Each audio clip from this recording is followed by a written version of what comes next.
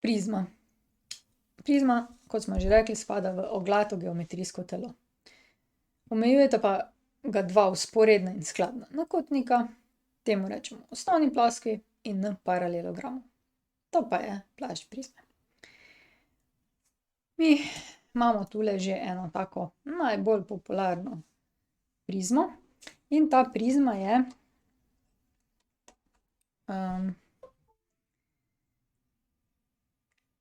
kvader, no, če bi ga tako vzeli. Zdaj pa poglejmo si, kje so njene osnovne ploskve. Ena osnovna ploskev je spodaj, to je tale. Druga osnovna ploskev je pa direktno nad njo, če si predstavljate, to je pa tale.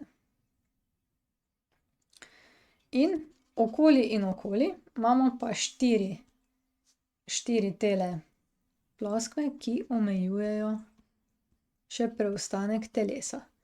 Tem rumenim delom bi rekli stranske ploskve in skupaj tvorijo plašč, zgornja in spodnja pa sta osnovni ploskvi.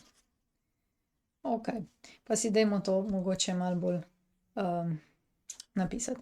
Se pravi, tole spodaj, tole in tisto zgoraj, to je osnovna ploskev.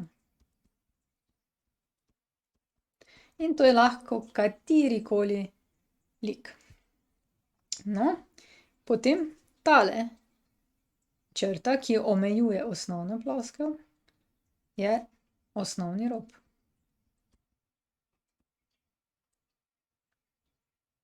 Osnovna ploskev, osnovni rob. In to se ponovi se tudi zgoraj, ne, to je isto osnovna ploskev in tole je osnovni rob. No, tale, v našem primeru pravokotnik, pa je stranska ploskev. Tako, tale rob, ki je pa med dvema stranskima ploskvama, je pa, uganete, kak rob? Stranski.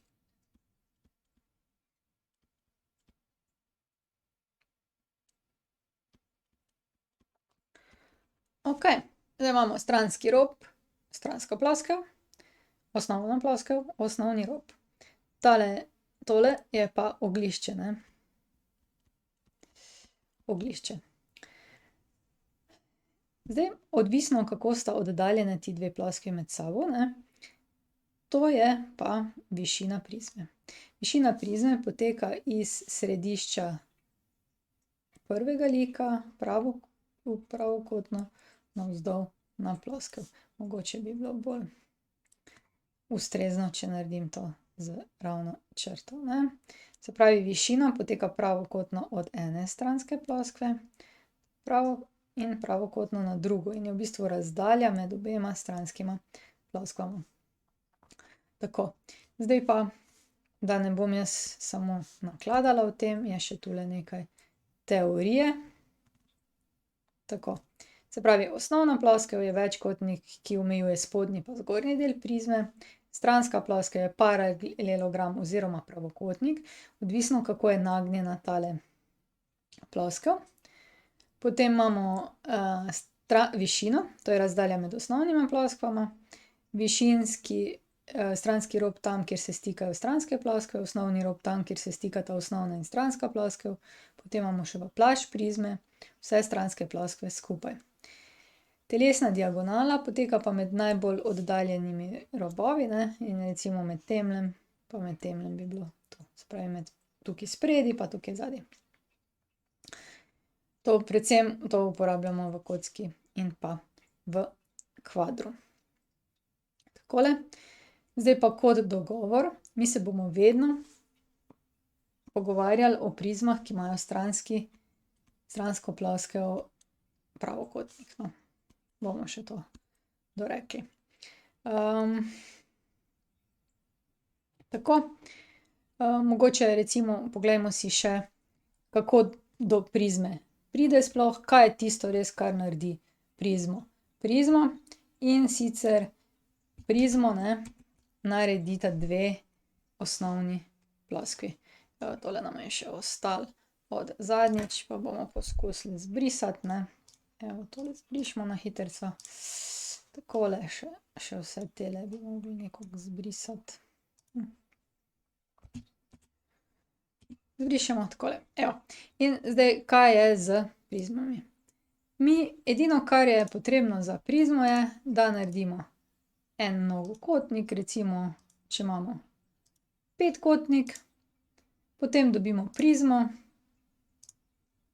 in recimo rečemo višino 6, pač neko višino damo, 6, in dobimo to prizmo. Kaj pa to zdaj noče priti? Mogoče pa že, ne. Tako bomo dali razširimo prizmo, višina 6. V redu. Malo moramo verjetno samo malo obrniti takole. Koliko smo jih zdaj naredili, a ne? Ste videli, ko jaz malo zavrtim, bomo takole prikazali vsi, da bomo lažje videli, ne. To je osnovna ploskev in iz osnovne ploskve je šla piramida, ne. Pa bomo poskusili zbrisati, pa bomo še enkrat naredili tako, kot se reče, ne. Recimo zavrtimo, poglejte, to je 3D prostor, ima 3 osi, pa dajmo zdaj narisati en mnogokotnik, na primer, dajmo zdaj jih res veliko narediti. In kaj naredi prizmo? Prizmo naredi potem, prizma je prizma, če ima dve enaki osnovni ploskvi. Če je to osnovna ploskev, potem prizma zraste, vidite, ven iz tega mnogokotnika, lahko damo malo levo, malo desno, malo takole, recimo tako, in imamo zdaj dve osnovni ploskvi. Zdaj bomo pa čisto malo prestavili, da vidimo, ne, te dve osnovni ploskvi. Ta je pa bolj nizka. Tako, ne, mogoče lahko še eno. Mogoče pa, če boste srečni, bom to zrezala ven, da ne bo treba gledati, ne. Tako, pa višina 5, v redu. In se takoj pojavi, se pravi, dve osnovne ploskve in pa stranske. Če bi pa pogledali mrežo te prizme, mreža pomeni, da razpremo vse te naše ploskve, vidimo pa dva trikotnika, ne, tegale pa še 3 pravokotnike, ki zapirajo to prizmo, ne. Recimo to zdaj se pol, če bi takole zložili, se zloži nazaj v prizmo in nazaj in tja in nazaj. Dobro, dovolj bodi za tole. Prišli smo do konca. Če želite ali morate videti več, si poglejte na moji spletni strani ninarazlaga.si ali pa se naročite na moj YouTube kanal. Se vidimo!